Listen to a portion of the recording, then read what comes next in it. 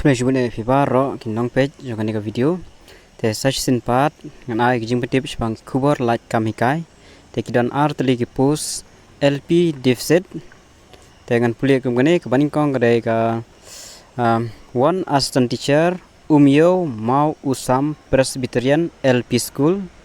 The minimum qualification as per NCTE norms, a candidate should possess lower primary MTET. Mudba haven't passed ya ka MTET. Certificate. Upper age limit SC/ST 35 plus 5 years. Mudba suppose name nam taki SC/ST and OBC is 35 plus 3 years. Mudba LIPO pras name nam taki OBC. Salary is deficit system. Interest candidate may send their application to the secretary on or before 6 September 2022 or contact new number line 94853-21204.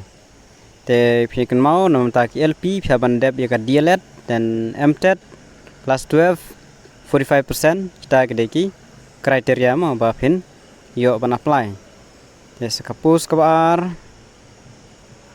Grade 1 assistant teachers lumparing RC.L.P School minimum qualification as per NCTE norms pihapan pass jika MTET LP MTET certificate class 12 pass 45% dan DLED pilihan kita minimum and upper age limit kan hidup saupo nam taki SC/ST but life pra nam taki OBC.